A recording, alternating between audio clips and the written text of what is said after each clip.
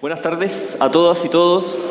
Muchas gracias por acompañarnos en este panel, en este momento de discusión o de conversación, donde queremos conocer distintas visiones, distintas ópticas o distintas perspectivas sobre un concepto que se engancha mucho con la agenda de desarrollo que el mundo se ha definido para cumplir de aquí al año 2030 y que dice relación con dos objetivos súper fuertes de esta agenda de desarrollo. Uno es el combate o fin a la pobreza, que es el ODS 1, que está en el cubo de allá, y el otro, luchar por la igualdad de género, por tratar de buscar una igualdad de género, que es el ODS 5.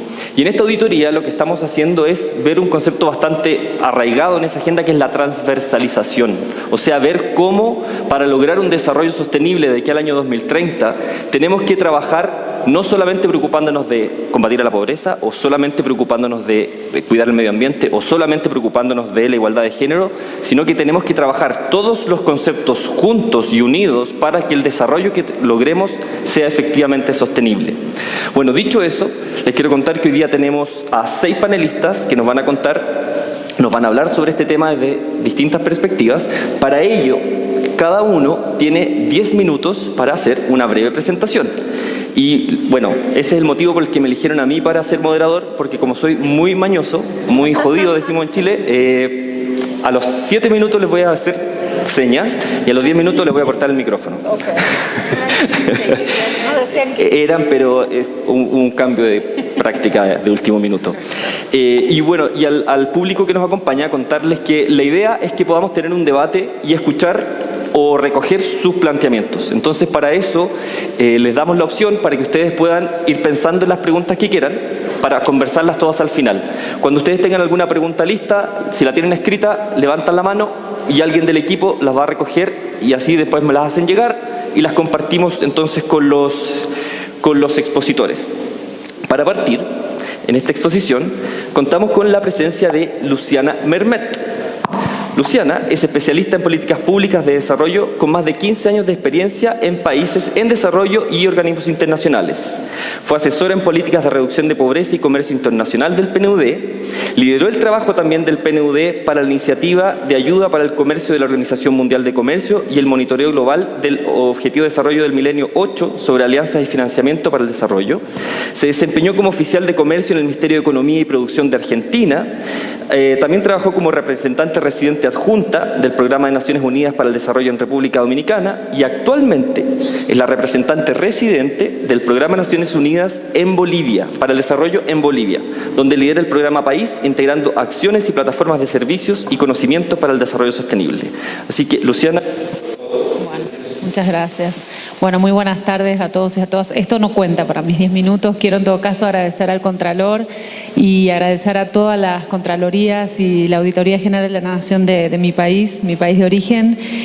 Tengo que confesarles que por un lado estoy muy sorprendida y por otro lado muy esperanzada en ver cómo las Contralorías del Mercosur y países asociados están tomándose tan en serio esta agenda global de desarrollo, que en definitiva es una agenda de los países y para los países, donde Naciones Unidas no tiene más que un rol de facilitación y de alguna manera estos videos que vimos me parece que fueron excelentes en resumir el espíritu de la Agenda 2030 y de sus objetivos de desarrollo sostenible y señalar que el rol de Naciones Unidas es realmente ser el custodio de algunos de los indicadores que nos den un sentido de dirección, de hacia dónde nos estamos moviendo. Es una agenda muy ambiciosa, es una agenda que ya está en pleno desarrollo y tenemos tan solo 11 años para alcanzar buena parte de los objetivos que se describían. Y hoy lo que tenemos por delante es una discusión sobre feminización de la pobreza, este panel que ustedes están proponiendo en el marco de la metodología que como auditorías y contralorías están discutiendo, que creo que es un elemento esencial a la hora de fiscalizar cómo los estados invierten a través de su programación, a través de su política pública en desarrollo sostenible. Creo que esto es una consigna muy amplia y cuanto más especificidad tenga a la hora de mirar los objetivos, creo que puede avanzar mucho la discusión. Me gustaría hacer una reflexión muy rápida en relación a qué hay adentro del ODS 1, porque muchas veces hablamos del ODS 1 como el ODS de la pobreza y no conocemos exactamente cuáles son las metas, cómo lo ha definido la comunidad internacional a través de los mandatos que se generaron en 2015, y efectivamente tiene 5 metas y 2 metas, si se quiere, sistémicas, como se dieron en llamar. La primera meta tiene que ver con la eliminación, y esta erradicación es la palabra exacta que se utiliza en la meta número 1 del ODS 1, de la pobreza extrema en todas sus formas. Es una meta, por cierto, ambiciosa. La segunda meta tiene que ver con reducir a la mitad la pobreza multidimensional en los países de acuerdo a mediciones nacionales. ¿Qué quiere decir esto? Para la metodología que ustedes están discutiendo, vamos a necesitar que los países adopten medidas multidimensionales de pobreza si vamos a tener que evaluar de qué manera se está alcanzando esta meta. Hay una tercera meta vinculada a sistemas de protección social, donde el tema de género ahí sin dudas cobra mucho sentido, que tiene que ver con estos sistemas de redes de protección para los más vulnerables, en línea con este principio tan importante de la agenda que es no dejar a nadie atrás, ¿verdad? Que es un avance respecto de la agenda del milenio que adoptamos en el año 2000 y que tuvo esas grandes brechas, ¿no? No logramos bajar de lo agregado a lo desagregado, de mirar estos colectivos más vulnerables o que solían quedarse atrás.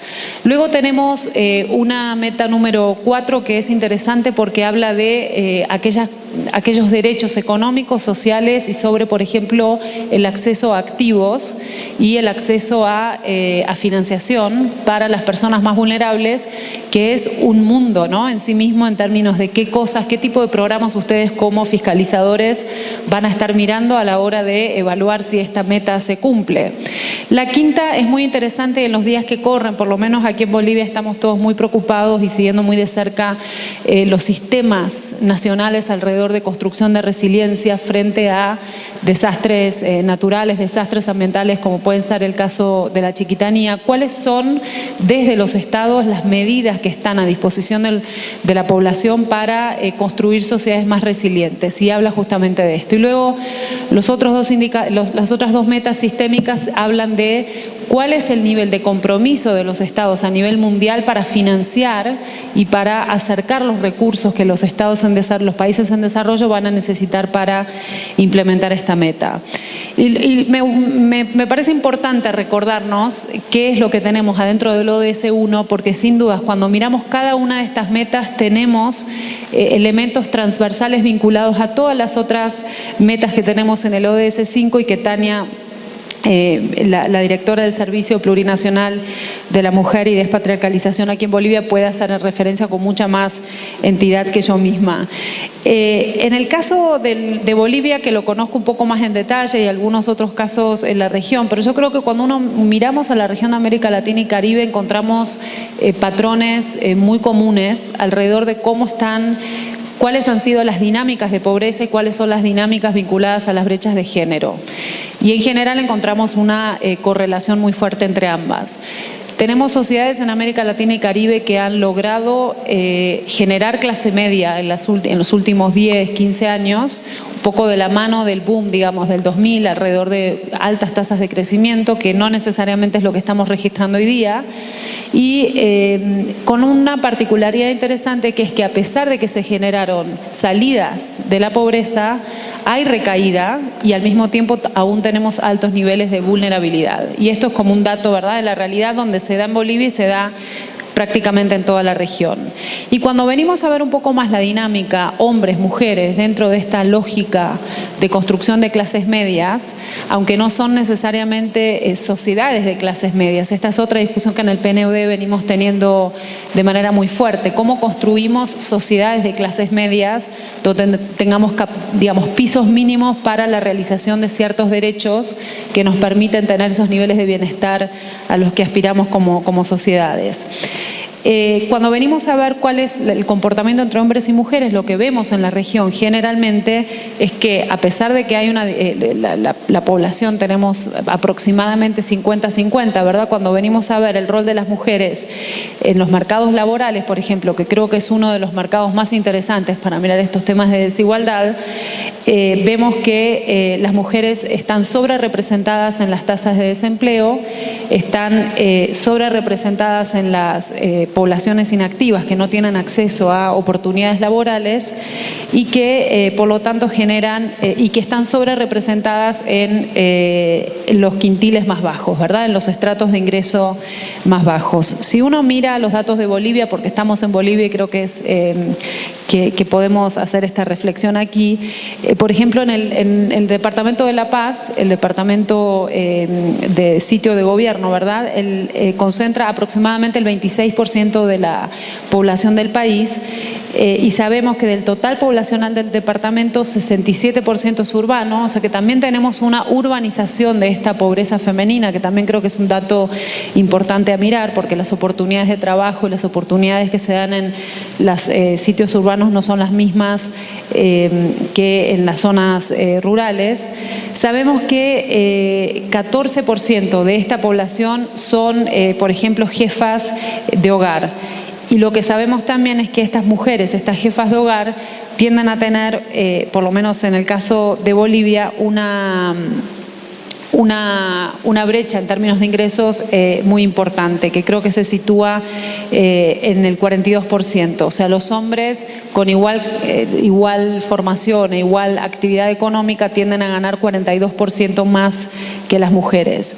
Esto es algo que lo vemos de manera muy estructural en América Latina y tiene que ver con la situación de las mujeres donde tienen una sobrerepresentación o proporcionalmente muchas más horas dedicadas al trabajo no remunerado, y aquí hay un patrón importante que creo que en el caso de Bolivia lo vemos. Y esto refuerza, ¿verdad?, todos estos estereotipos y todos el formato de estas sociedades heteropatriarcales donde se tiende a asignar un rol reproductivo a las mujeres y los otros roles, digamos, vinculados a lo productivo a los hombres.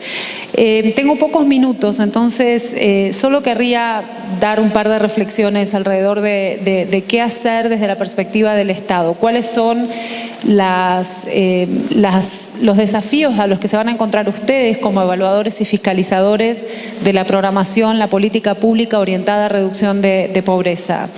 Va a hacer falta tener algún nivel de lenguaje común, por decirlo de alguna manera. Por ejemplo, desde el PNUD venimos trabajando con herramientas que puedan sintetizar de una manera acabada todos estos desafíos que son tan amplios y tan complejos y que no pueden ser vistos nada más que a través de una evaluación, ¿verdad? Por ejemplo, índices de pobreza multidimensional. Cuando hablamos de índices son medidas resumen que van de 0 a 1, generalmente cuanto más cerca de 1 más bienestar, cuanto más cerca de 0 menor bienestar. Nos pueden dar un orden de magnitud de dónde más o menos está el país en términos de bienestar en relación a reducción de pobreza. Tenemos también estudios hechos alrededor de cómo los países están alineando sus planificaciones nacionales en relación a las metas y los indicadores de los ODS. La Ciudad de La Paz lo ha hecho, el propio gobierno plurinacional, el Estado plurinacional lo ha hecho a través de un informe muy interesante del Instituto Nacional de Estadística y de la UDAPE y el Ministerio de Planificación para el Desarrollo.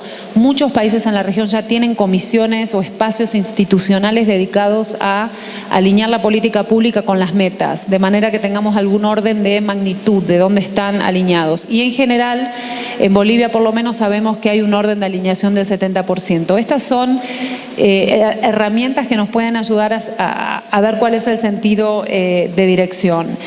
Estoy terminando, entonces solo agregar una reflexión final vinculada al tema de los presupuestos.